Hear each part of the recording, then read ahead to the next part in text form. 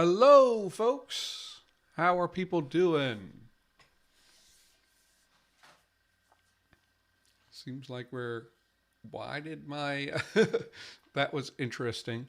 I just saw on the screen like my windows disappear for a second. But anyway, we are live, and I'm going to start with our poll. So I asked patrons, uh, are we going to have our palatalization rules happen in the first stage? So what we're doing here, just to be clear, is we're going to do two stages of sound changes for this language. The first stage is going to take us from our proto-language to like some point that's before the divergence into four different dialects. And then hi Jake, hi Logan, hi Miles, hi Tabby. Yes. Hello Parchment Lore.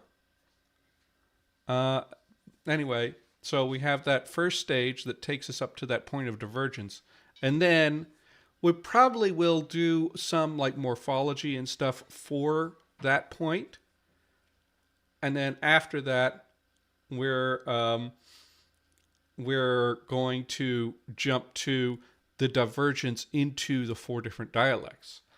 And so what people have told me is that the majority says no palatalization rule in stage one. It's going to happen in stage two when we're diverging into dialects. So that means that potentially our palatalization could have different outcomes in different dialects. So that's an interesting point of sort of trivia to think about. But we will have to have a labialization rule. And we'll be working with that. I want to keep my Patreon pinned so that and that post was not pinned. So we are going to get rolling on stuff. Now, I have filled out the Lexifer stuff. So you can see here we've got several different our different categories that we sorted out, and then I've pulled out and made the different syllable shapes. I've made a vowel only, a light syllable, a light syllable that is guaranteed a consonant, a long vowel syllable. I realized I'd never actually. Let's fix this and actually. No, we have the and you. I don't have let's make that actually like on the end. A vowel only syllable is very rare. Nice. But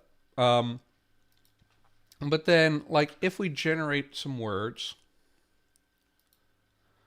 we can take a look at, and I'm pretty happy with these. Now, the way I'm doing this is if you get two vowels in a row, that's actually going to be a long vowel. So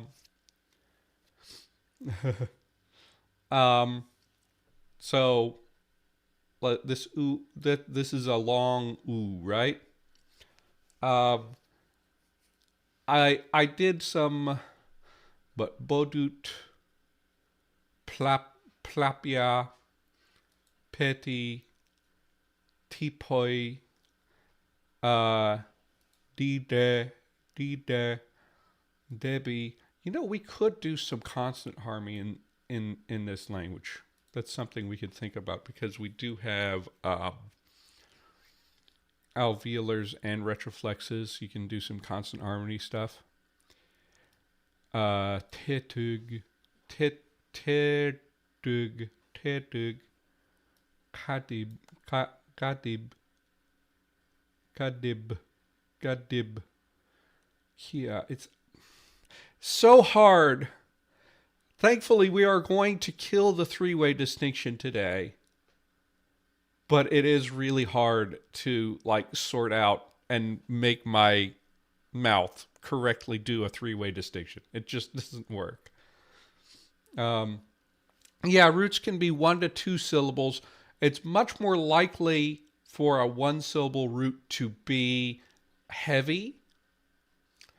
And we get a lot, we're going to have, pretty often we're going to have like a light syllable plus a heavy syllable, those kind of things. Yeah, they're a little bit similar, but I think that's so. Jake, that is one thing that I was just about to get into is like, what is stress going to be like in this language? And I was thinking to do weight sensitivity for the first for like the protolang, but we can think about that. I think we can do stress. Definitely, it will help to have stress patterns sorted out in order to make it not sound as much like ndakaga. So this, I'm not exactly sure what I want to do with stress though. So let's just do the same thing we did. Did we ever like make a proper table, or did I just literally just go to the walls and do it? Because I think I just went to walls. And this is going to be, this role is not going to be strictly followed. This is going to be like, if I like it, then I will go with it. If not, then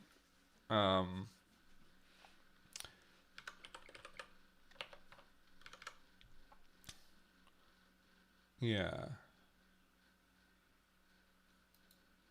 So what I'm going to do is I'm going to actually roll on this to get our default stress. And then we can decide on how we can employ weight sensitivity in order to, you know, have some variation. Since we do have different syllable weights, it's nice.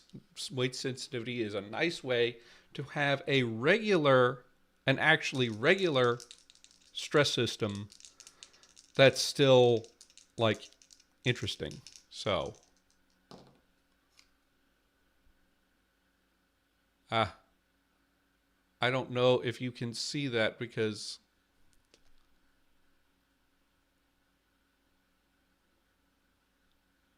yeah, you can't see. That was a 15. And so that would, I didn't, yeah, it showed, I showed a lot of my desk there. Everything's blurry.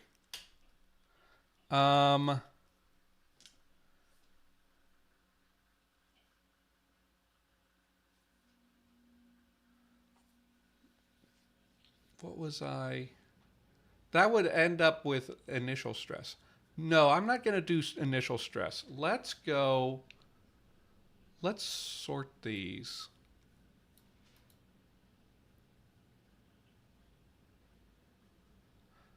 Let's go with penultimate. I'm going to actually not, we're not going to do initial. Let's go with penultimate.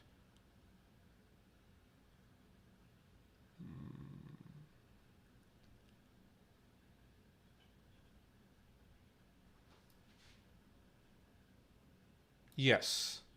Okay. Because that I should have actually like sorted out a table and stuff, but like the way I was imagining it, it would probably, unless unless I can, if I can convert this to percentages.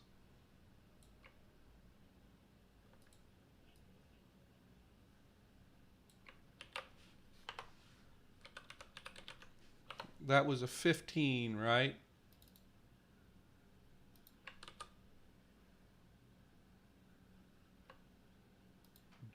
Goodness, what?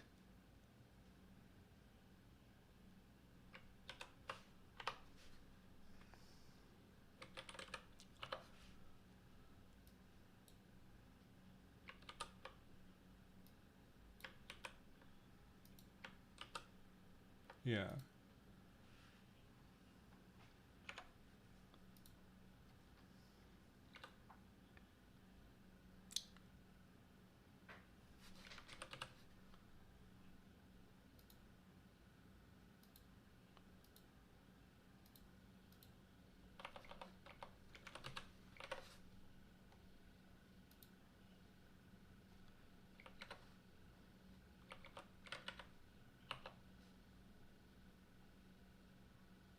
Oh gosh. No fixed stress is actually,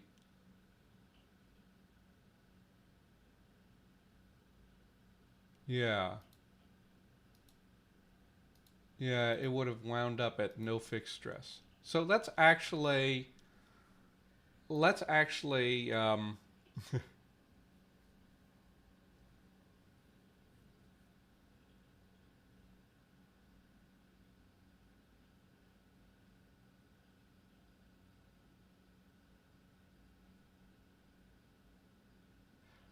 why, Jake, why do you say that? Does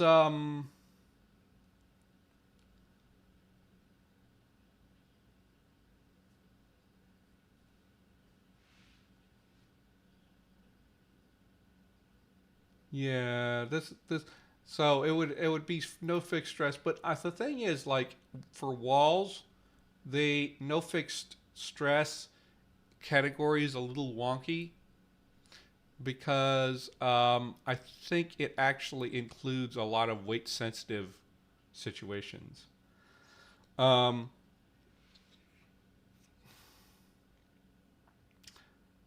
I mean, so here's the thing. So Celtic languages, the Celtic, um, I I need to research how the mutations happened, but I think there's some Celtic languages that have actually initial stress, right? Um, so well, let's. My goodness, why am I clicking on random things? Let's go to my. Let's go take a look at what we've got in terms of, yeah.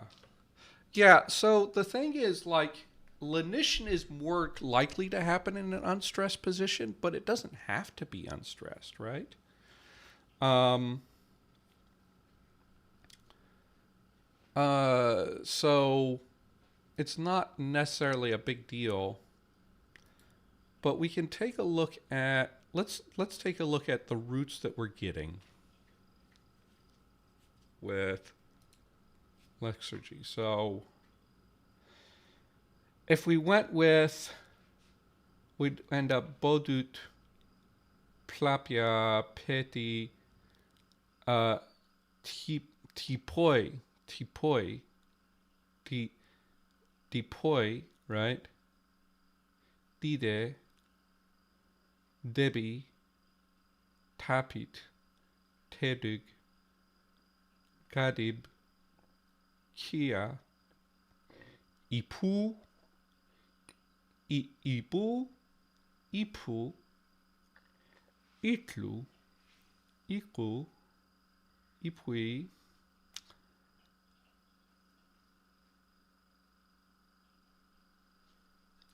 The three live streams use three different word processors. Oh yeah, yeah. It's just, I mean, David's on the Mac, so Pages is like the thing, unless he wanted to do a Google Doc.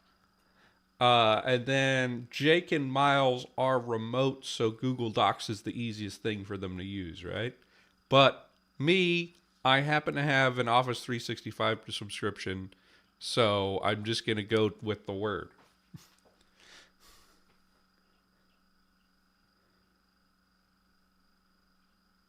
Murmured const. Oh, God.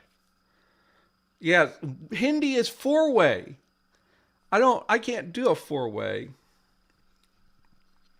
Um, well, I mean, Jake, I'm not necessarily going to make it fa. I might make it a fa sound, but we are going to basically.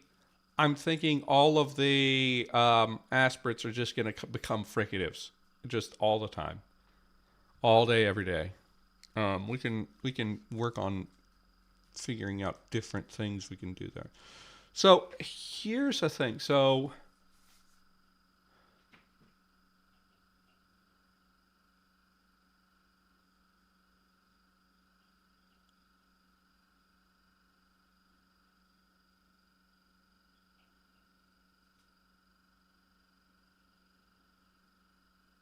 oh, that's unfortunate.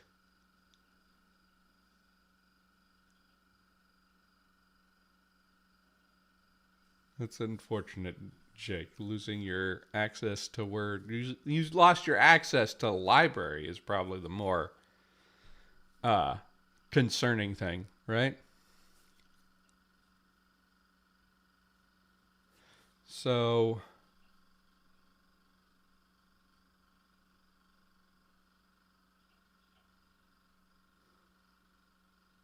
Jake. Oh, gosh.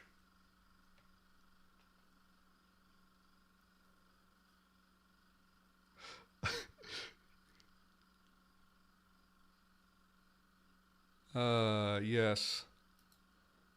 I do need to work on the pronouns too. Um, uh,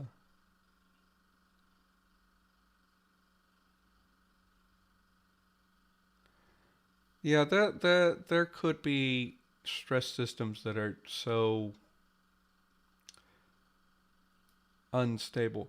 Okay, so I'm thinking on this, and I'm thinking that the way I have set it up right now, I have a lot of cases where you have a light and a heavy. So going with penultimate and then a final heavy attracts stress is going to get us more variation than trying to go with final stress and having a heavy, because don't ever have a heavy syllable as the first syllable. Um, uh, this is not a heavy syllable because this is actually part of the onset of this syllable. Right. So we are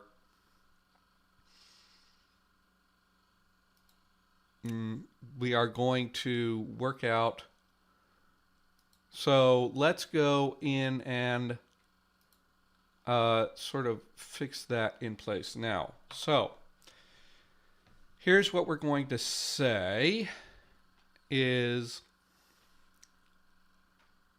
yeah, I mean, didn't make that decision on stream with you guys, but I did sort of like, my thought was have some sesquisyllabic syllables, sesquisyllabic roots.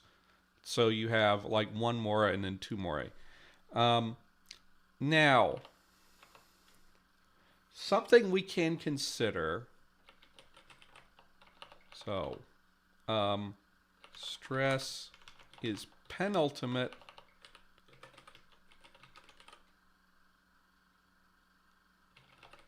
but final heavy syllables attract stress.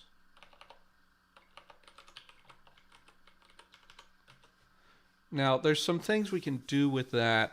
We can say that some suffixes and such don't attract stress. Yeah.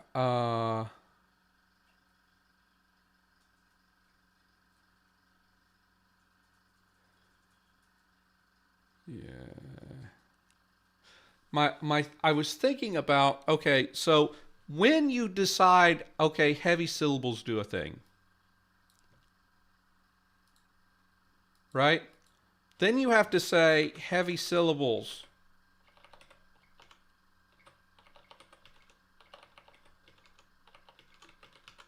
What counts as a heavy syllable? Um, Sylvan is the placeholder term uh, that comes from the Dungeons and Dragons. Uh, uh, it's the official Dungeons and Dragons term for the language. Call me out, cheesecake. But obviously, we're going to change that. We're going to make our own endonym for it, just like last season we did Draconic, and eventually we came up with a name for it of our own that was Ndakaga, which actually is Ndakaga is an exonym. It's not an endonym, but it is an in-world name for the language. Um, yeah. Uh,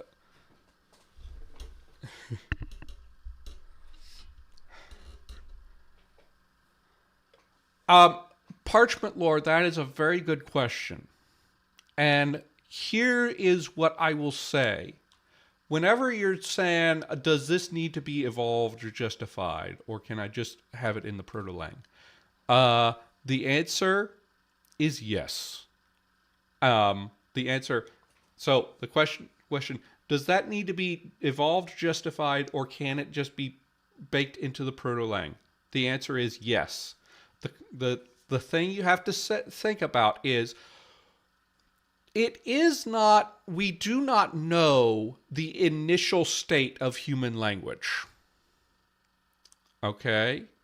So, yeah, we do not know what the initial state. So, everyone who is doing the historical method for conlanging has to set time zero at some point that is technically after the point. Yeah. Yes, Miles. It is a snapshot in time. My general rule of thumb is like set it someplace 500 to 1,000 years before anything you're going to use. And by anything you're going to use, I'm saying like, oh, like if you're, is this the language that you're putting in? Or is this the language that you're going to base the writing system off of? Is this the language, is this the place where we're going to split? Now, 500, 1,000 years, how much change happens then? Language change happens at different rates. There's all kinds of like social factors involved in that, and also probably some just randomness. So you can't necessarily say that, but just having that idea that we are coming back at some point in time before our story starts, so to speak, is enough for me to say, okay, I will set the time zero here, and then whatever like factors this language has at that time zero, we're just going to bake into the protolang. Maybe we can consider like informally like what caused it. Maybe there was a lot of like compounding and reductions that led to sesquisyllabic, and maybe we can do a little bit of like informally saying, oh, this maybe like in pre-proto was like two things, huh? But we're not going to do sound changes before that time zero. So we're just going to have like it's typologically what it is. Now, anyway, getting back to what I was saying. So when you have weight sensitivity in your stress system, you have to define what heavy syllables are. So the question is, there are two possibilities. You can have only long vowels are heavy, or we can have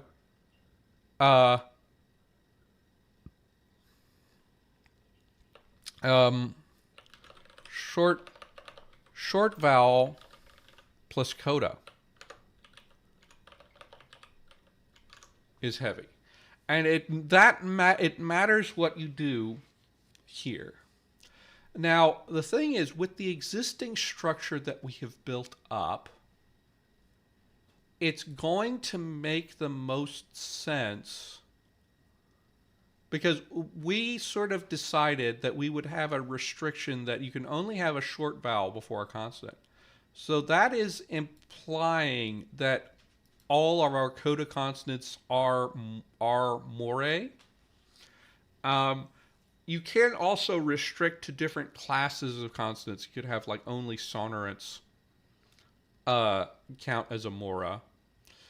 But the way that we have built it up, we can't have a long vowel before a consonant. That means that the consonants probably are not going to be extrametrical. They probably are actually moire.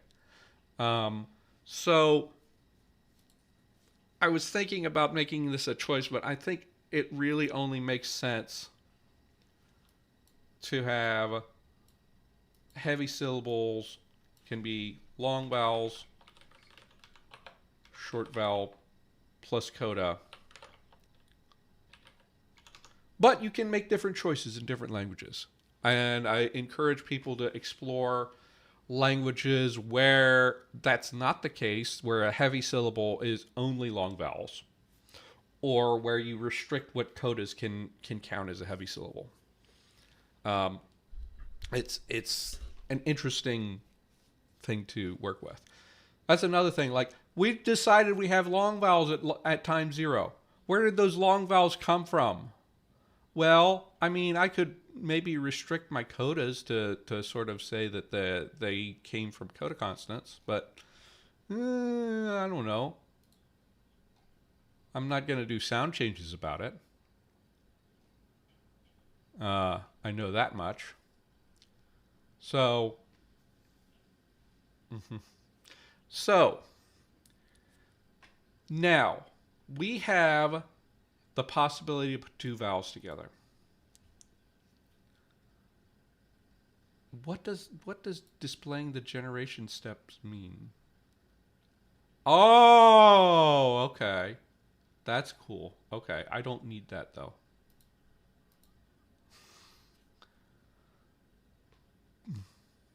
Booby.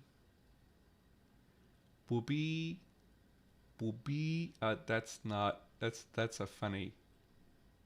Anyway, we're not generating words to use yet. So let's start working on.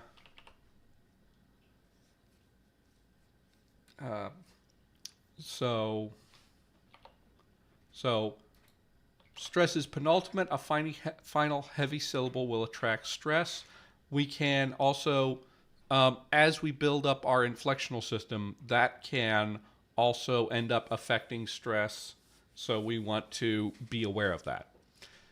Now we need labialization rule. We need Grimm's law. We need some lenition stuff. We need to consider what lenition stuff we're going to have to do. This is going to be after the split. So let's start sorting out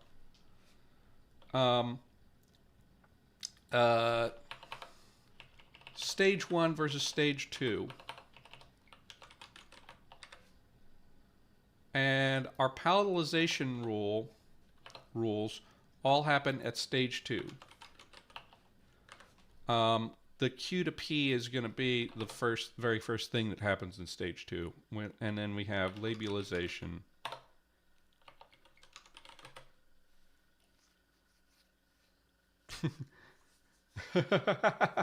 The long vowel fairy. That's wonderful.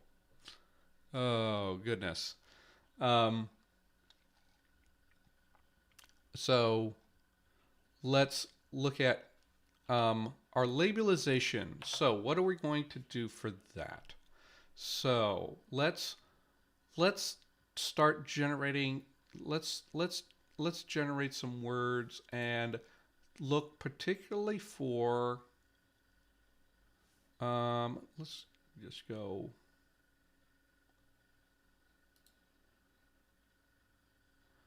I don't know why are we getting Z's?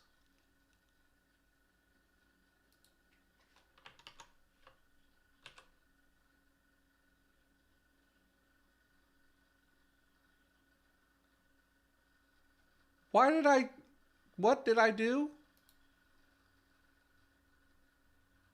Oh, palatalization. Yes. I mean, we could do a second labialization rule in stage 2. That's totally a thing we could do. Um, now, uh, before we do that, though, I think actually after labialization, then we're going to rectify vowels. So we're going to do our chart of all of the vowels here.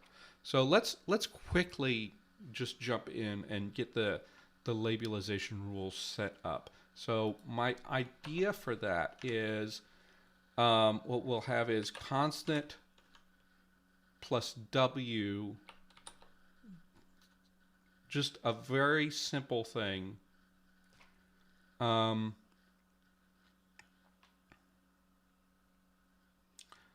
We can consider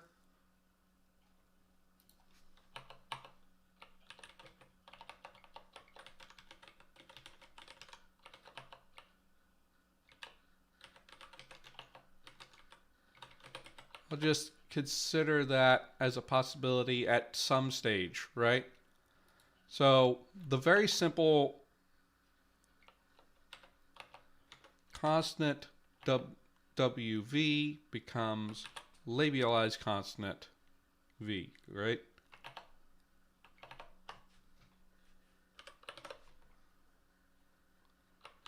Right? So we get the labialized consonants, right?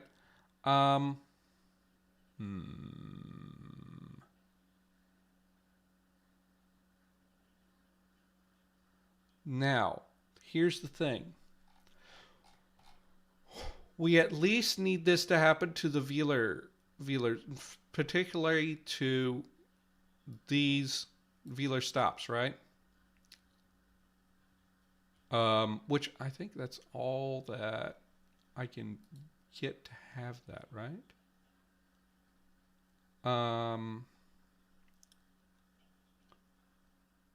We have, so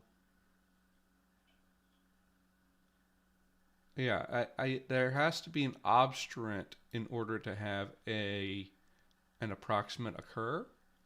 So only that happens, right? So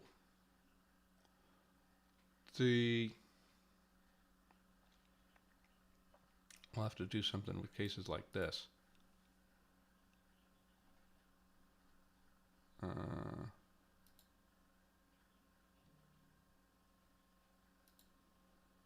So I'm not getting.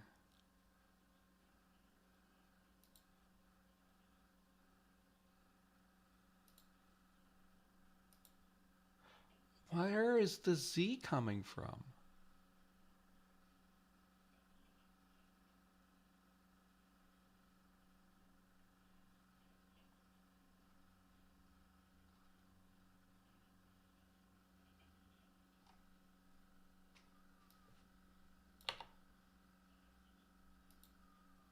See if that fixes that.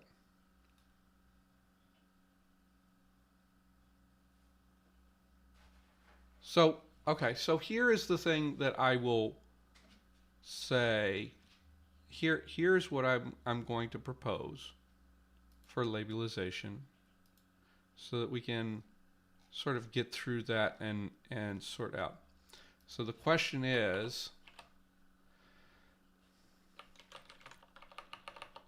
so what does labialization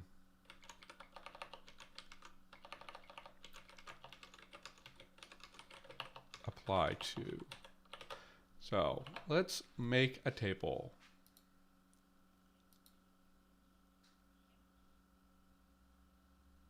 Okay, so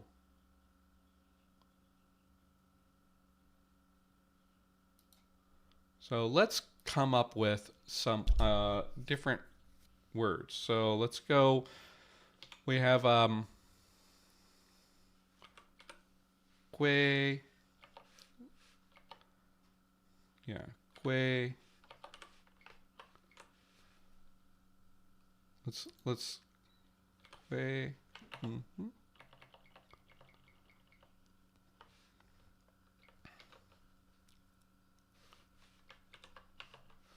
And then que.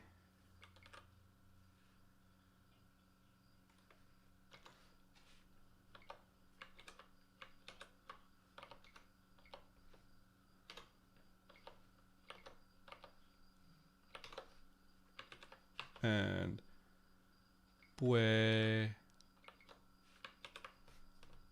Insert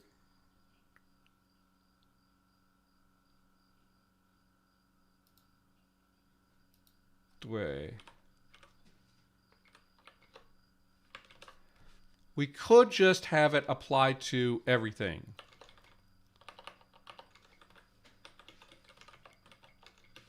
Right? And then we would just have labialization across the board.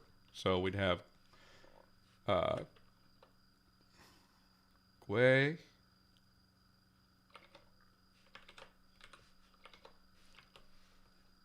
And que. I'm not good at pronouncing ubulars. Pue.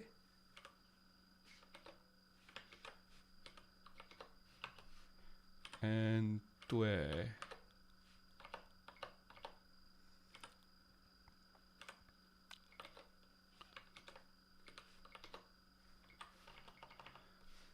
Applies to dorsals.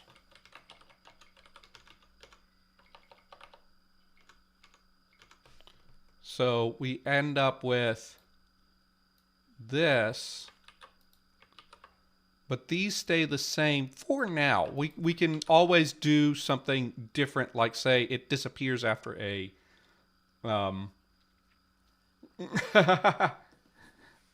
until this it disappears after a labial or something like that. You can do other things.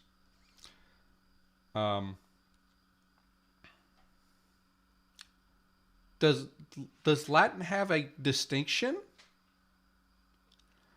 That it would be very weird because languages generally don't have a distinction there, as far as I'm aware. Or applies to velars only. Then we'd have this. And then all the rest of this, like, didn't happen. And we can decide, does the W disappear? Does it merge with the vowel? What does it do? Okay. So let's make this, A, B, and C, and have a vote about it.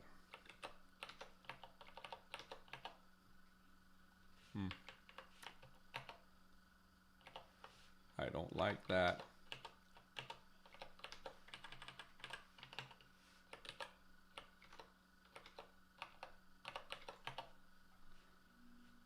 Okay.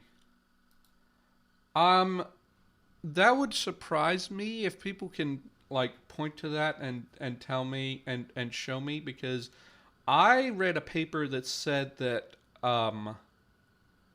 you cannot have a contrasting relationship between labialization and a labial cluster.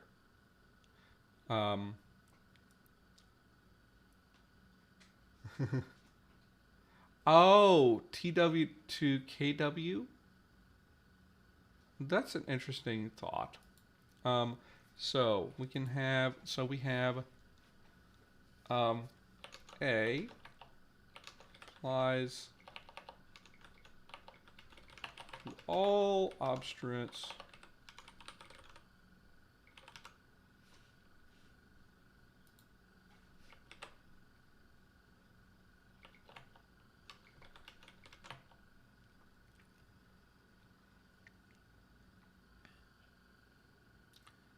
to all dorsals obstruents And then C is applies to only velar obstruents. And then we say, okay, where does our labialization apply?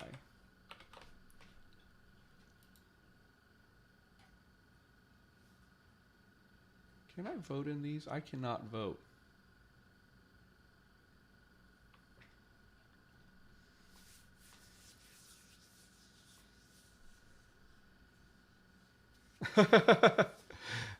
This is a good reason to tune into the streams. You get ideas, Parchment. Meanwhile, I'm gonna do. We've got how many vowels do we have? We've got 5 vowels. We're gonna. I'm gonna be preparing to do rectifying the vowels. So we want a 6x6 table. E, I, O, U.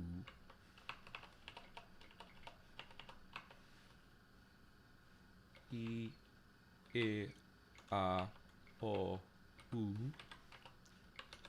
And we already know that this, here we're going to have it long, right? It's just going to become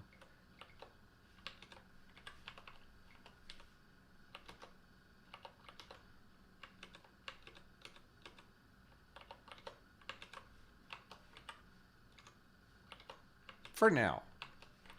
We could do lots of things with the long vowels to make it fun.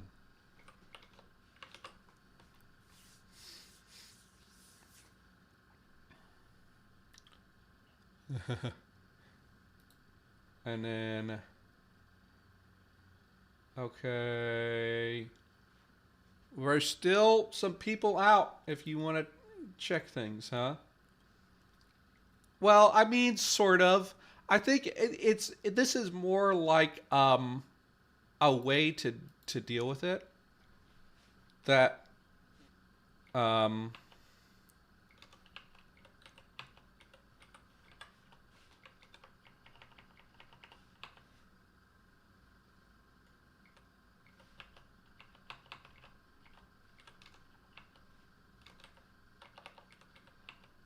old English going in.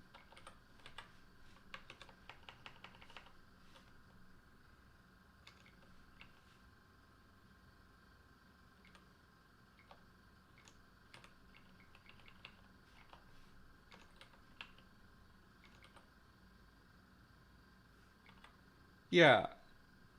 Yeah, it's not actually, there's not actually CVV, right? You just have C long vowel. There's no, you can't have the C in long vowel and a consonant. No. No, this is just, I am,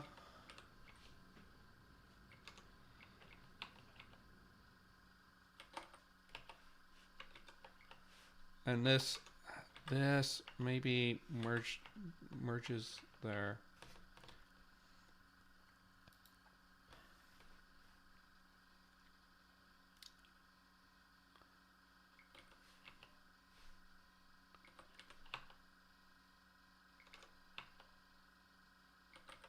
Okay.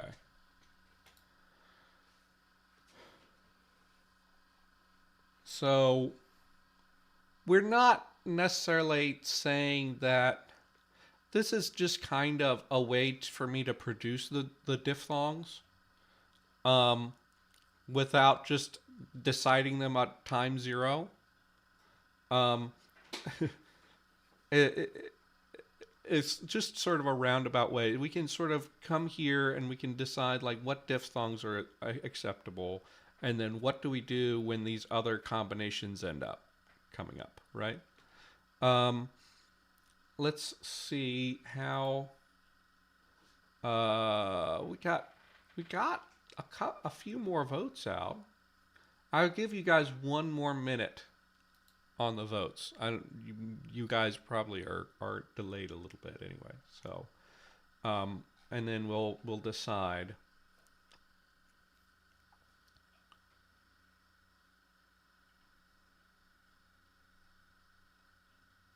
Yeah. But we're going to have to sort out what happens in each of these cases. Yeah.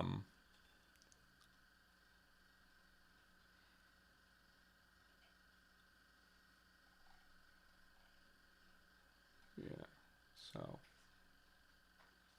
Okay. That was the end of that. So okay. So it looks like we have the poll completed, and we're going to do just straight up. It applies to everything. This is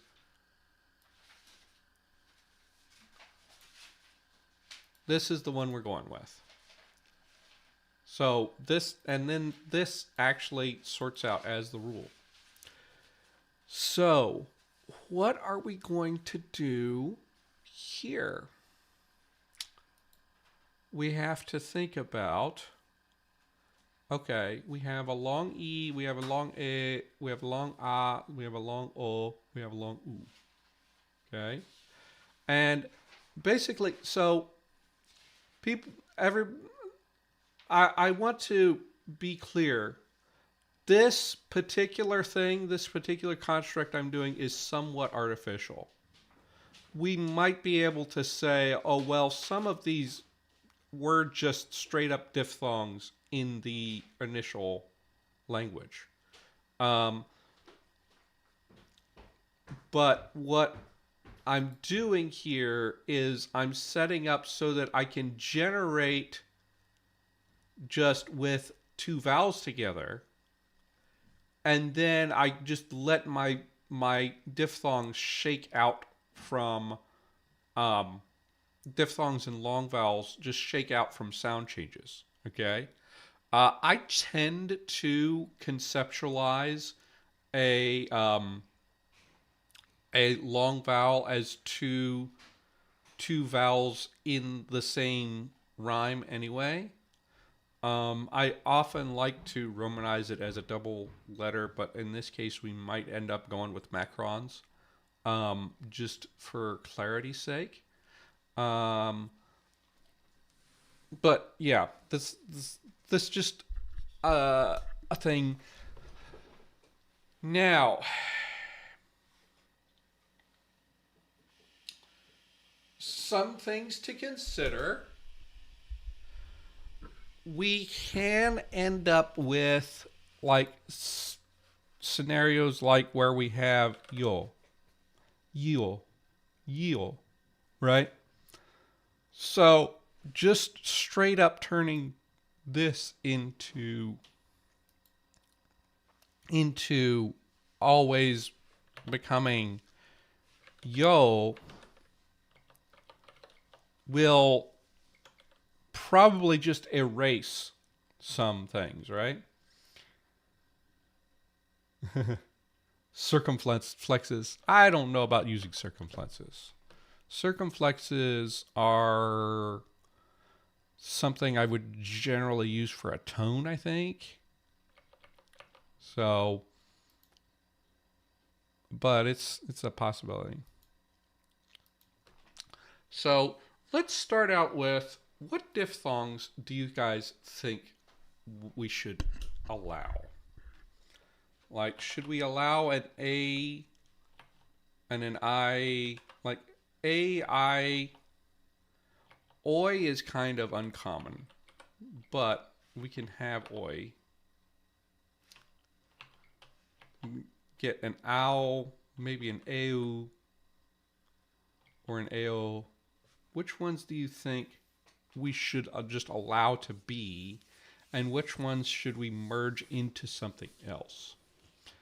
I'm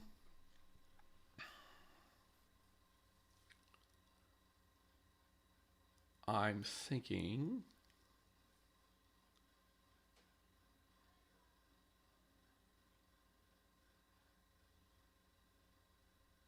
Yeah. Um,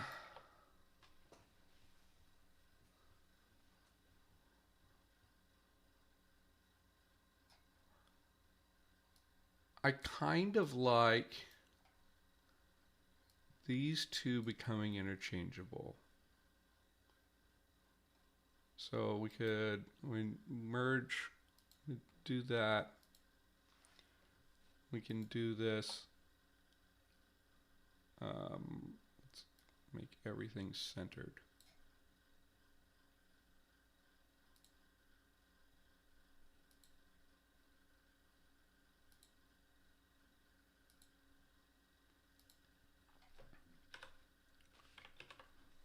I kind of like this kind of, we'll decide which one it is. Now you might look at that and be like, are you doing English? Well, I mean, yeah, it happens in English.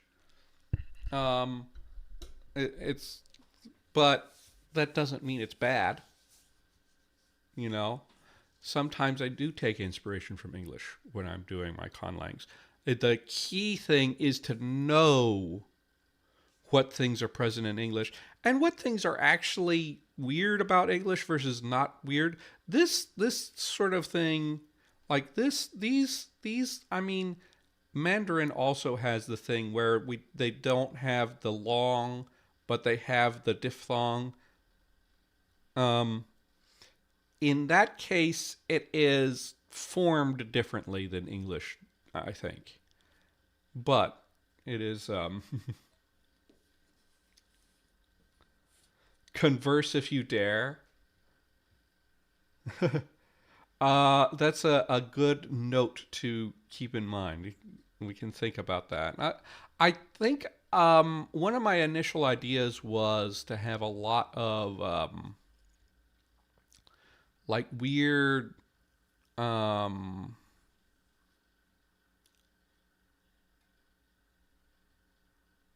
weird social conventions. Um, okay, all right. Let's think about. Okay, so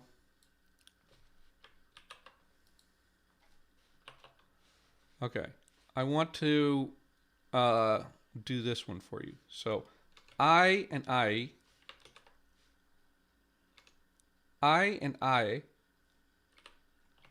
do they merge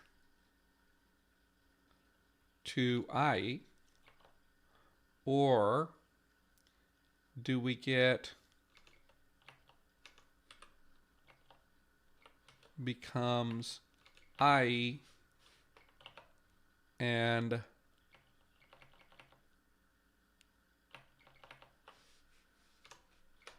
wait, how do you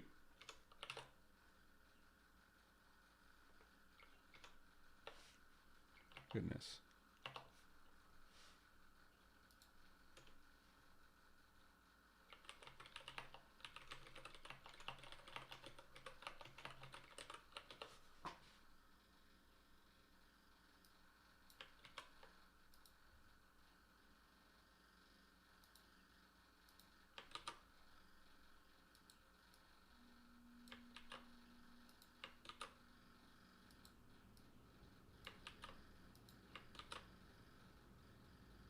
So do these two become how do I write a diphthong into here? Is it somebody tell me how I can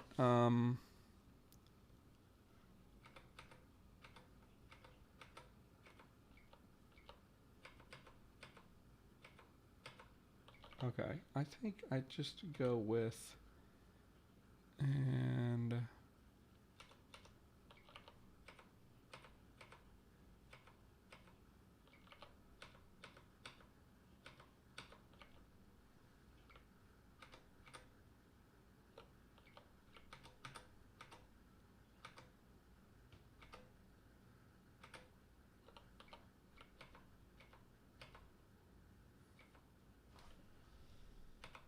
okay, I'm just gonna set it like that. I need to figure out how to do like a short or whatever.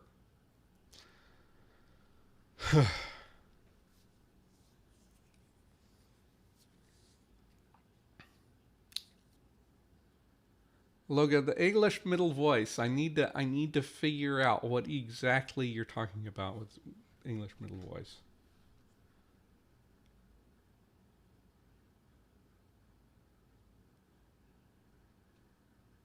YouTube is recommending that I watch my own stream. So let's let you guys stew on that one. I think I merged these two too.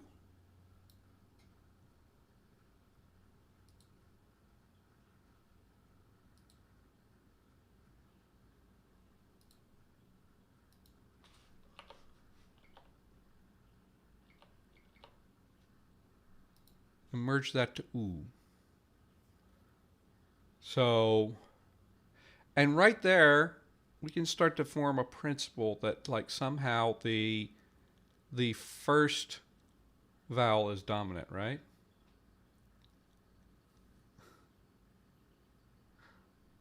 Yeah, people have different opinions. Okay, end the poll. So, okay, a lot of people apparently want me to have an ash in this initial language at least. Now, again, this is stage one. There's no guarantee any of this will end up in the final languages, right? This is just to see what is our initial vowel system looking like. This means, though, that we've actually made ourselves a new vowel, right? With this. We're going to have, if we want to talk about that, we have made ourselves this vowel. Maybe we can, for now, we can decide whether it's, we'll just call it this until we figure out whether it's going to be phonemic or not. But, and make that like a green, what are you doing? To show this is coming in to the language.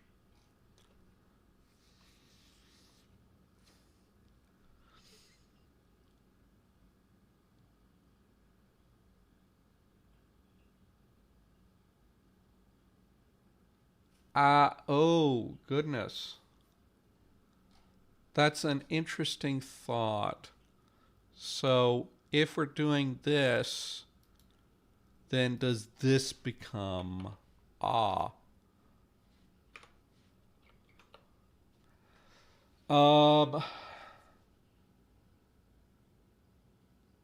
I think no. I think what we're going to do instead is we're going to merge this. Because I don't like distinguishing ah and ah. Just purely just my own reasons. Just not wanting to care about that distinction.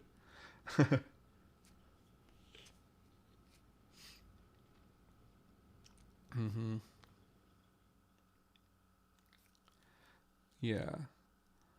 Well, when but ew and ew, ew.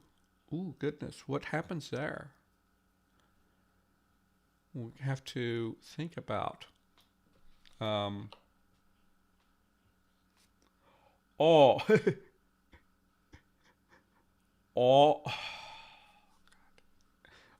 oh is the correct choice. Oh goodness. No, I'm not going to do all. Maybe at some stage we have an all up here, but not right now. Ooey, ooey, ooey. Oi and ooey. Okay, here's another one I'll throw to you guys. Oi and ooey. There's a couple different ways I can shake that out. They can merge to oi, or we can have oi and ui. We preserve the oi, and we get that. Or we can have them oi and ui become wait,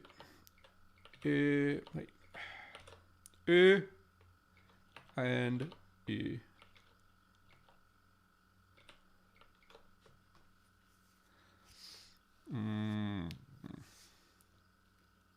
Actually, I'm gonna put the poll to you guys this way, because I want to have an e. No, I'll put all three options to you guys.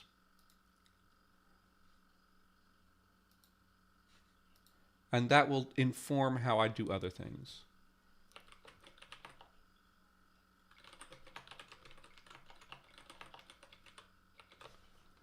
So, are we going to merge these to oi? Are we going to get one? Or are we going to get two front-rounded vowels out of this particular thing? We could get front-rounded vowels from other places.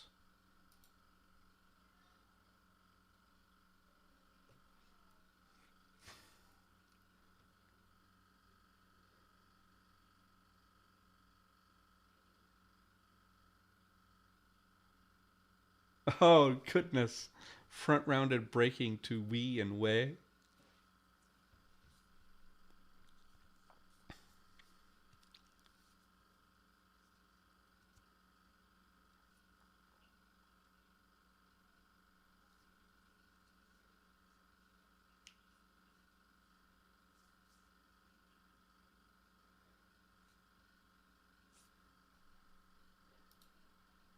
Oh, wow. Okay. There's a few votes. I don't think the votes are going to change it at this point. How many? I'll give you guys one more minute here, because just straight up just started, huh?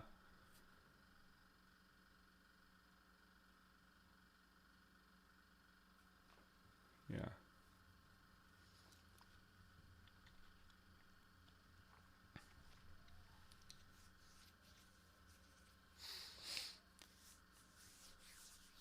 Translating all of this vowel stuff into language that into something that Lexergy understands is going to be a bit of a challenge, I think. But I think we can do it.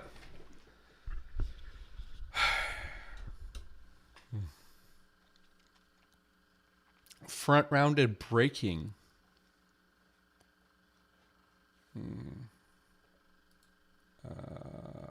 Okay. I think this is probably just like one person on each one of these. Let's go ahead and end it. Okay, so we've got okay. So this becomes and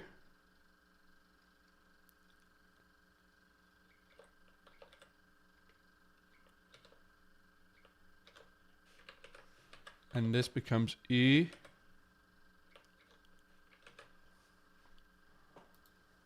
Okay. And I think I'm going to merge those over.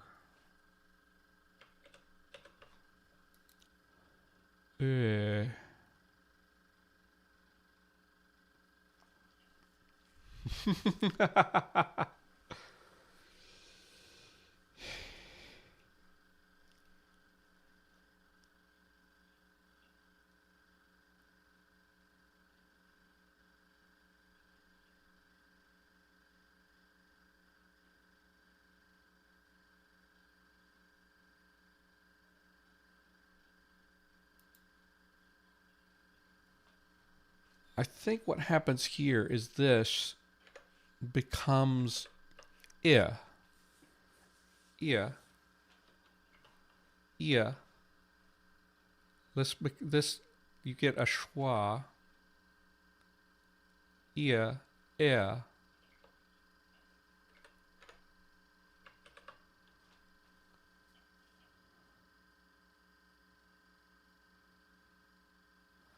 The thing is, do I want this to merge over to here too?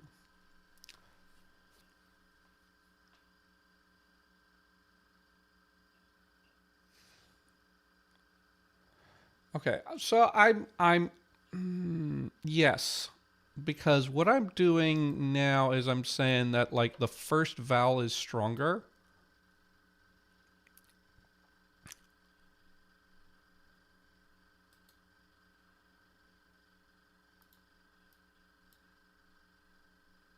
And the second vowel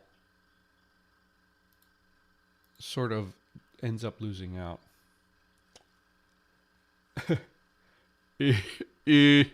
Should be the word for existential crisis. Okay. And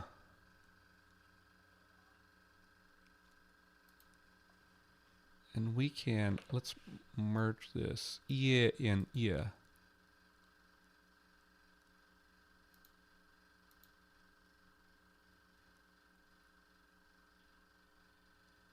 You, io, and you.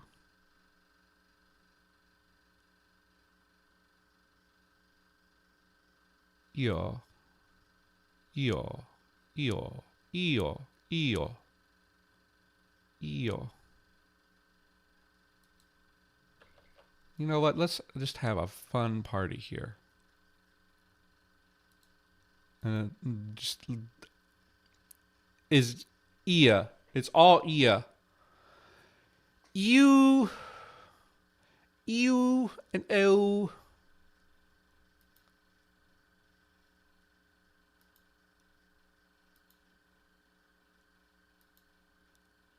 Ia, yeah.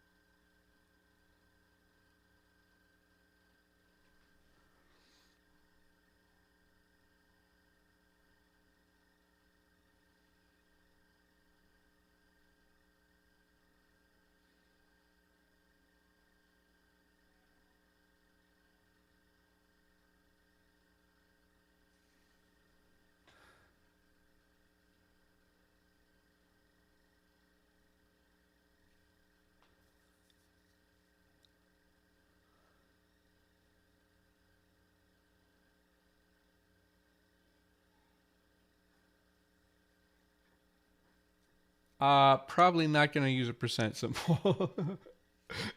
No, that's not a thing that I think a lot about my things. We got to decide which one of these is actually going to be the thing. I think actually we will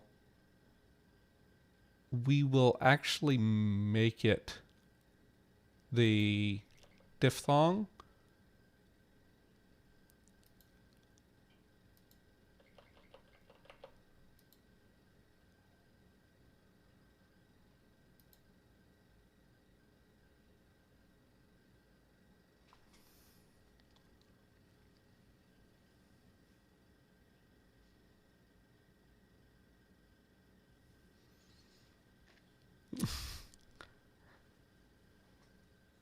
Um,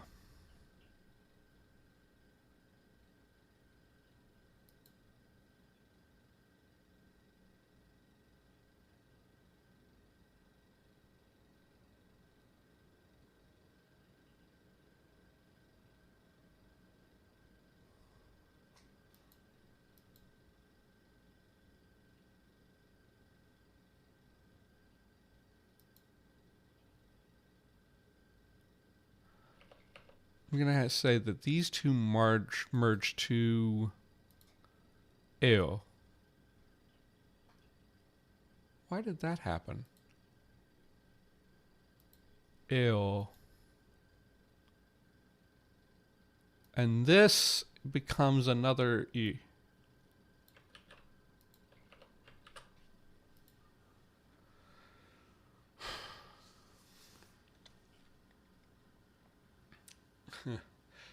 We've got a bunch of diphthongs out of this, right? And we have successfully, I think it's pretty firm that we have E as a phoneme at this point. We've got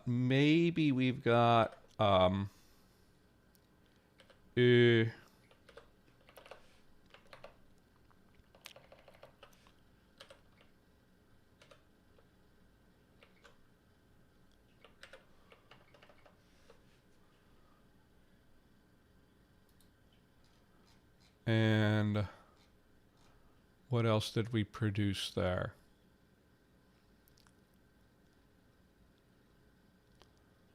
And then we've got the diphthongs we have are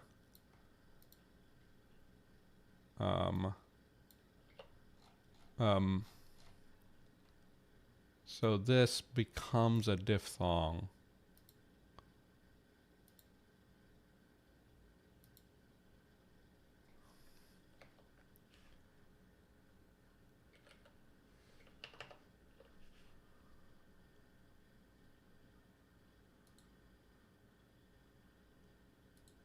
Actually, this just, and this also becomes a diphthong.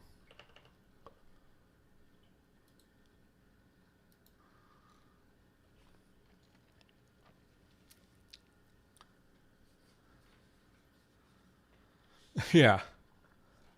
And we've also got, or, let's just, or, ua.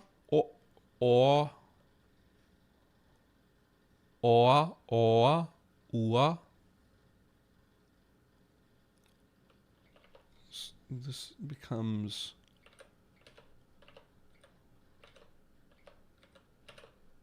or.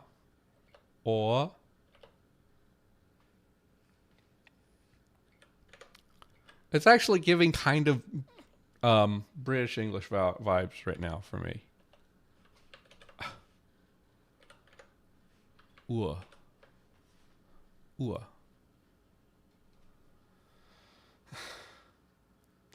Because of these schwas here. Ia, ea, or, ua. So, yeah, I think that's where we will do that. It would be even more British English if we went and we did that. O.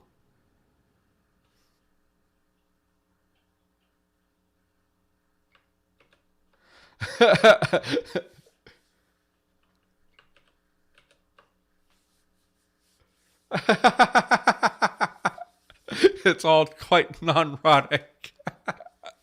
If you're coming from an English speaker's perspective, yes.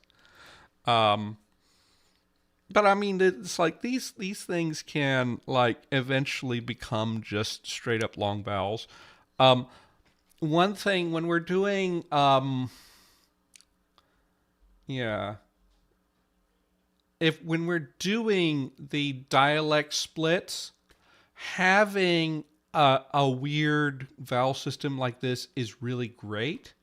Because like one of the things that is recognizable about English dialects is the large variation in the vowel systems, right? Because English has quite a few vowels, and You have, first of all, you had the Great Vowel Shift, and different dialects went through the Great Vowel Shift to different degrees or did slightly different things with that. And then you have a bunch of other vowel shifts that are continually occurring. Um, I know I know North American English better than other things, so I know there's the Northern City shift, there's the Southern shift. Just lots of places where vowels are moving around, and when you have a big system, you can get stuff like that. We have we have the material for a great vowel shift, even just like with this part of it. So we could make a great vowel shift happen. Um, that would be an interesting thing. Let's stew on this a little bit um, until next week. But I need to think about what can I poll. What can I do for a poll? Um,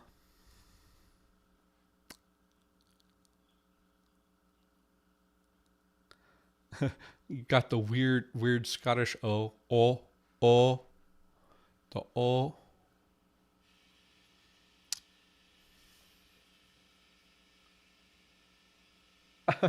The mediocre vowel shift. um, let's see. What can we think about?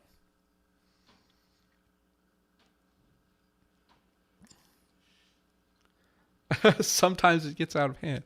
I want to try to do a poll every week this time. I kind of like fell off with Nukaga and didn't do polls all the time, but I want to engage patrons a little bit more. Um, um, let's see. What if we... I will ask... Ew. So we got ew, ow, and o. We also have air. I'm going to ask you guys... Should this just be a full-fledged all? I don't know. I've got to think about it. Lots. Well. Oh goodness. Okay. So actually, that's something that I want to address. Is vowel reduction.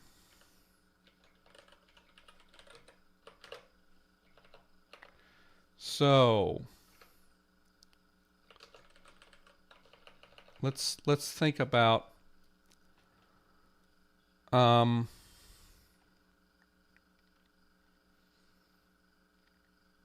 now at the current stage we don't have any vowel reduction going on yet, but we have the potential. We have a lot of short vowels. The question is, how do I want to approach vowel reduction?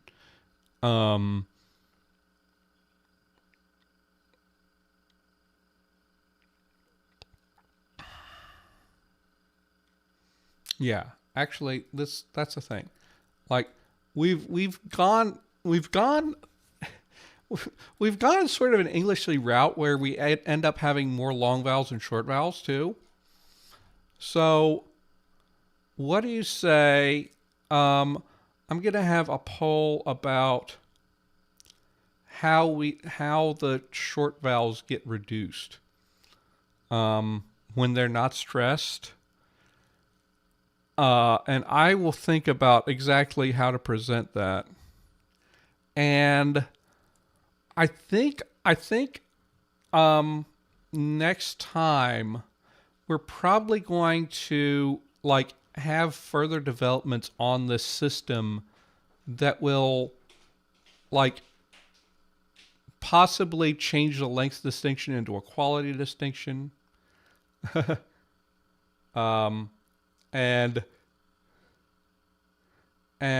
see if and then maybe we get more long vowels from the diphthongs or something like that. We can see like how that sorts itself out. Right now we've got a very interesting and complicated system, and I want it to kind of stay complicated up until we break the dialects, so that we can end up with like something that's I don't know what kind of accent the sprites have. The dialects I'm working on are going to be regional with the 4 quarts, but that's an interesting thought. Yeah, I think that's where I'm going to go with that. But now the question I'm going to have is like, so does everything go to schwa? Like everything schwa? Or do we get lax vowels?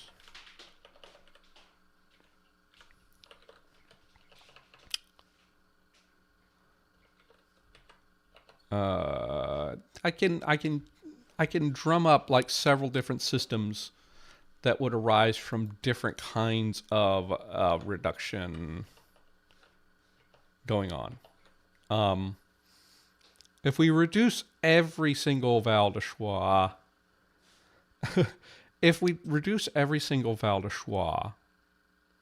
an issue with that is you end up losing quite a lot of distinctions, and I don't necessarily want to lose all of those distinctions. The other thing we have to do is our sort of pseudo Grimm's law. Okay, I'm thinking what we'll have is just consonant, aspirated consonant becomes a fricative all the time, all day, every day. And then later we'll do further lenition rules and such. So we can think about that. I'm going to see if I can work on starting the Lexergy document and see where it starts. Mediocre vowel shift, huh? And see where that ends up. But thank you all for watching, tuning in. We've got a lot of progress here. These are all going to turn into fricatives. Okay, this is my plan. Is the aspirated consonants just become fricatives? Is there something I can do? We talked about aspirating the S.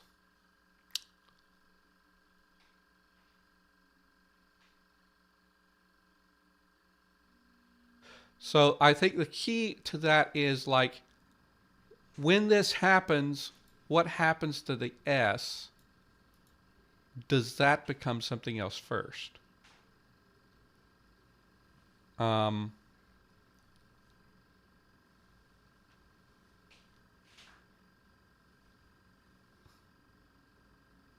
Yeah. We can end up with some crazy clusters with what we're doing. I probably will not let them get too crazy. I probably will try to like rectify how they end up, so that I'm not like making people pronounce things that are too harsh, too difficult to deal with. But we can work with that.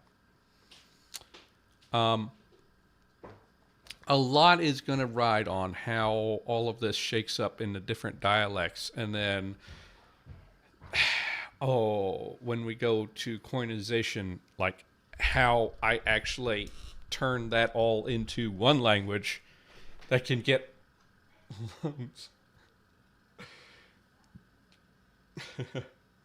okay.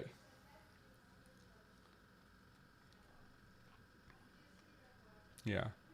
Um, deletion. I don't necessarily want to do. Um, yeah. Deletions. I don't necessarily want to do deletions at this stage. I think we might want to do, like Jake, we might want to have the clusters be like a differentiator between dialects. And then, like, one thing I want to do is to have different words come from the different dialects, reflecting things like, oh, this is a nocturnal animal. This comes from the night dialect. This is a, or this is associated with the spring, so it comes from the dawn dialect. Things like that. Whispered vowels. Voiceless vowels is something I could do. I mean, I can. This could be a way to let that aspiration thing be like reflected, actually, having some voiceless vowels. So we could think about uh,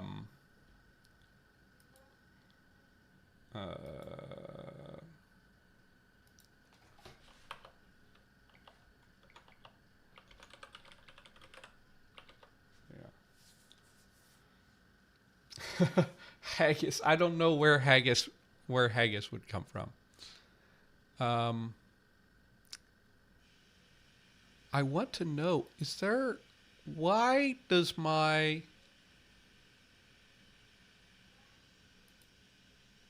when you guys are watching, my screen looks gray, does it?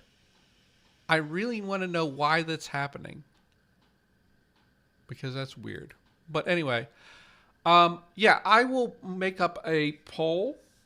Thank you for all coming and watching. It's been a pleasure, and I'm going to say happy conlanging.